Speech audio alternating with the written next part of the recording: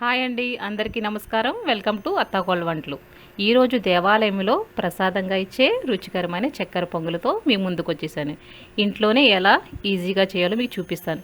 ఈ చిన్ని tips follow అయితే మీ పొంగలి ప్రతిసారి పర్ఫెక్ట్గా వస్తుంది. కానీ చివరి వరకు ఈ వీడియోని మాత్రం స్కిప్ చేయకండి. చూడండి, ముందుగా నేను ఈ బౌల్తో ఇక్కడ వరకు అయితే పెసరపప్పు తీసుకుంటున్నాను. చూడండి, ఈ పెసరపప్పుని పచ్చివాసన పోయే వరకు, కమ్మటి స్మెల్ వచ్చే వరకు దీన్ని ఫ్రై చేసుకోవాలి. చూడండి, పచ్చివాసన పోయి కమ్మటి వాసన వస్తుందండి. ఈ స్టేజ్లో మనం స్టవ్ ఆఫ్ చేసేసుకోవాలి. పప్పు ఫ్రై అయిపోయింది కదండి. ఇప్పుడు దీంట్లోనే బౌల్తో ఈ రైస్ తీసుకుంటున్నాను. ఈ రైస్ కూడా వేసేసి ఒక 4-5 సార్లు శుభ్రంగా క్లీన్ చేసేద్దాం.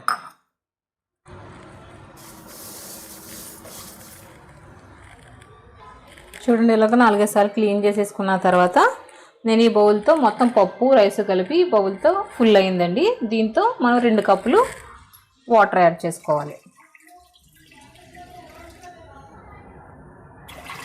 ఇలా వేసేసుకున్నాక దీన్ని అయితే నానబెట్టకూడదండి. నానబెడితే మనకి టేస్ట్ అనేది ఉండదు, అలానే మొత్తం మెత్తగా అయిపోతుంది అన్నమాట. ఇది మాత్రం గుర్తుపెట్టుకోవాలండి. ఇప్పుడు హై ఫ్లేమ్లో 2 విజిల్ వేయించుకుందాం. రైస్ ఉడుకుతుందండి. ఇప్పుడు మనం బెల్లం పాకం రెడీ చేసుకుందాం. దీంట్లో నేను రైస్ ఇంకా పప్పు తీసుకున్నాం కదా, దీని నిండా బెల్లం వేసుకుంటున్నాను.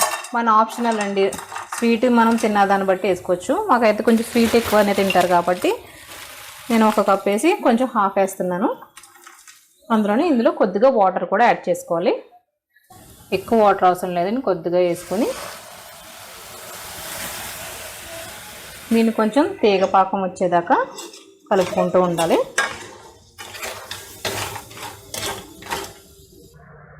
చూడండి, అయిపోయింది. పట్టుకుంటే మనకు కొంచెం ఇలాగ స్టిక్గా అనిపించినప్పుడు స్టవ్ ఆఫ్ చేసేసుకుందాం. చూడండి, రైస్ అనేది మనకి ఇలాగా పలుకుగా ఉండాలి.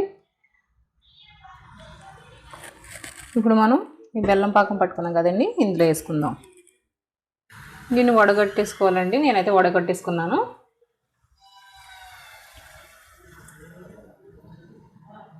ఇలా వడగట్టేసుకున్నాక దీన్ని మొత్తాన్ని ఇలా కలిపేసుకోవాలి.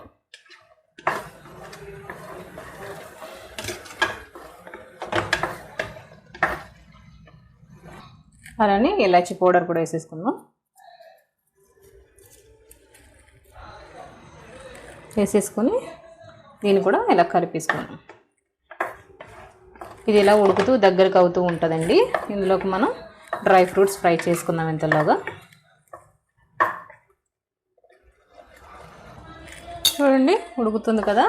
ఇప్పుడు మనం ఒక 2 స్పూన్లు నెయ్యి వేసుకుందాం. ఇప్పుడు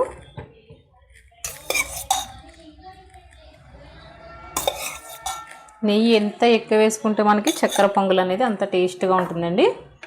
చూడండి, ఇలాగ నెయ్యి వేసేసుకొని ఒకసారి మొత్తం కలిపేసుకుందాం. ఇది ఇలా ఉడుకుతూ ఉంటుంది. మనం ఇప్పుడు డ్రై ఫ్రూట్స్ ఫ్రై చేసుకుందాం. చూడండి, ఇలా చిన్న కడాయి పెట్టుకుని 2 స్పూన్స్ నెయ్యి వేసుకుందాం.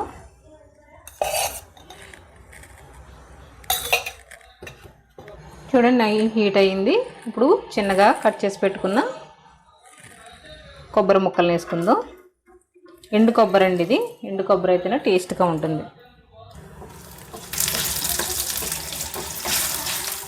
చూడండి, ఫ్రై అవుతున్నాయి కదా. ఇప్పుడు మనం జీడిపప్పు ఇంకా కిస్మిస్ కూడా వేసుకుందాం.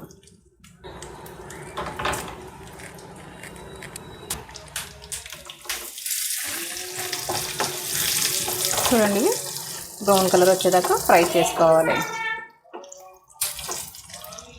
చూడండి, ఇలా ఫ్రై చేసేసుకోవాలి. చూడండి, ఇది దగ్గరికి ఉడికిపోయింది కదా. ఇప్పుడు మనం ఫ్రై చేసి పెట్టుకున్న డ్రై ఫ్రూట్స్ ఇందులో వేసేసి కలిపేసుకుందాం.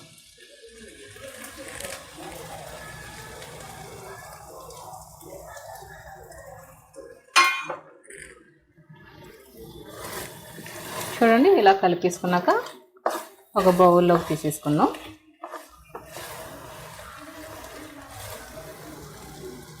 చూడండి, యమ్మీ చక్కెర పొంగలి రెడీ అయిపోయింది.